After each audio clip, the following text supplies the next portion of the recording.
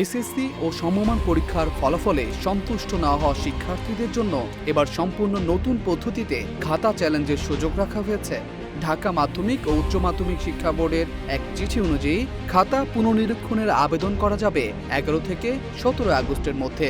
প্রতি বিষয়ের জন্য ফি নির্ধারণ করা হয়েছে 150 টাকা।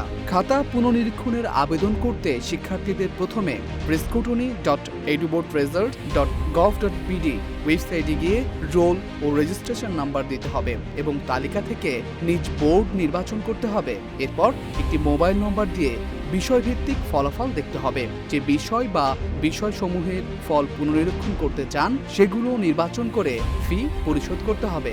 2 পত্র বিশিষ্ট বিষয়ের ক্ষেত্রে উভয় পত্রের জন্য আলাদাভাবে আবেদন করতে হবে। ফি পরিশোধ করা যাবে বিকাশ, নগদ ও সোনালী সেবার মাধ্যমে। তবে ফি পরিশোধের আগে নির্বাচিত বিষয়ে পরিবর্তন আনার সুযোগ থাকলেও একবার ফি জমা দেওয়ার পর আবেদন বাতিল করা বা টাকা ফেরতের সুযোগ থাকবে না। একবার আবেদন জমা দেওয়ার পর নতুন কোনো বিষয় যুক্ত করতে চাইলে আবার মোবাইল নম্বর দেওয়ার প্রয়োজন হবে না। সংশ্লিষ্ট পোর্টালে ফি প্রদান ও আবেদনের বিস্তারিত নির্দেশনা পাওয়া যাবে। শিক্ষা বোর্ড জানিয়েছে, পুরো পুনর্নিরীক্ষণ প্রক্রিয়ায় অনলাইনে সম্পূর্ণ করতে হবে। কোনো ধরনের ম্যানুয়াল আবেদন গ্রহণ করা হবে না।